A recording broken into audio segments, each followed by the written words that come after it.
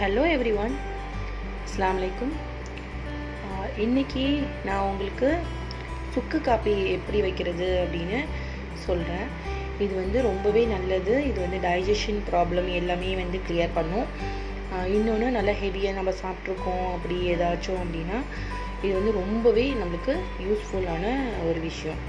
நான் இது வந்து எப்படி என்னெல்லாம் இன்க்ரீடியன்ட்ஸ் போடணும் அப்படிங்கிறத உங்கள்கிட்ட சொல்கிறேன்.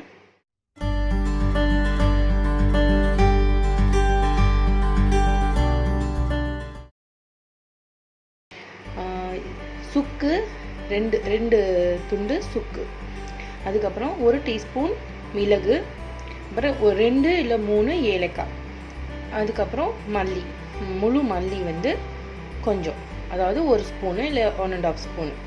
ரொம்ப போட்டாலும் உங்களுக்கு வந்து மல்லியோட வாசனை ஜாஸ்தியாக இருக்கும், அதனால். அப்புறம் சர்க்கரை, இது வந்து நாட்டு சர்க்கரை, இதுதான் நம்ம யூஸ் பண்ணுறோம். இப்போ உள்ள காலத்துக்கு இதுதான் நம்ம எல்லாமே யூஸ் பண்ணிகிட்ருக்கோம். அதே மாதிரி நாட்டு சர்க்கரை தான் வந்து யூஸ் பண்ணுறோம்.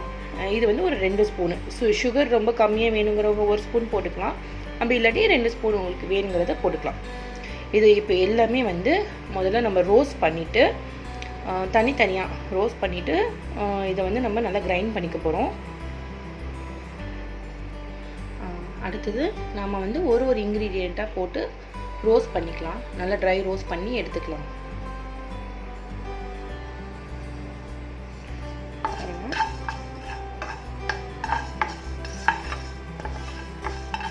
கொஞ்சம் எல்லாமே கொஞ்சம் கோல்டன் ப்ரௌன் ஆகுற வரைக்கும் வறுத்துக்கலாம். இதில் இப்போ ஏலக்காவும் மிளகும் நான் சேர்த்துட்டேன். இது நல்லா கொஞ்சம் அந்த பச்சை வாசனை போகிறது வரைக்கும் கொஞ்சம் நம்ம வறுத்துக்கலாம்.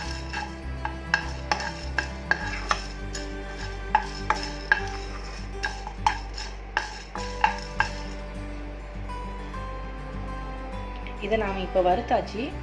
இதை வந்து சுக்கு வந்து நம்ம வறுக்கணும்னு தேவையில்லை, ஏன்னா அது ஆல்ரெடி நம்ம ட்ரை பண்ணி வச்சுருக்க இஞ்சி தான். இஞ்சியை ட்ரை பண்ணால் தான் சுக்கு கிடைக்கிது நம்மளுக்கு. அதனால் இஞ்சியை வந்து அதே மாதிரி போட்டுக்கலாம். ஆனால் வந்து கொஞ்சம் தட்டிட்டு, ஏதாவது இல்லாட்டி மிக்சியில் வந்து மேபி பிளேடு சரியில்லாமல் போயிடலாம், அந்த மாதிரி நிறைய விஷயம் இருக்குது. கொஞ்சம் கேர்ஃபுல்லாக ஏதாவது ஒரு இது வச்சு தட்டிட்டு அதை வந்து லேசாக பிச்சு போட்டுக்கிட்டீங்க அப்படின்னா மிக்சிக்கும் பிரச்சனை வராது, நல்லாவும் கிரைண்ட் ஆகும். பார்த்தீங்கன்னா இப்போ நம்ம வந்து இதை அரைச்சாச்சு. நல்லா சாஃப்டாக நல்லா வந்திருக்கு. கொஞ்சம் சுக்கு வந்து ரொம்ப மெலிசாகவும் அரையாமல் கூட இருக்கலாம்.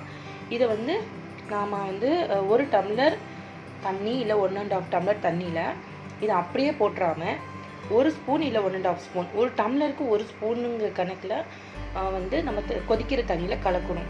கொதிக்கிற தண்ணியில் கலந்து ஒரு 5 மினிட்ஸ் நல்லா கொதிக்க விட்டுட்டு அதுக்கப்புறமா நாட்டு சர்க்கரையை போட்டு நம்ம இப்போ இறக்க போகிறோம். இப்போ பார்த்தீங்கன்னா நான் இதை வந்து நல்லா ஸ்ட்ரெயின் பண்ணிட்டேன். நல்லா ஒரு 5 மினிட்ஸ்க்கு மேலே கொதிச்சிருச்சு.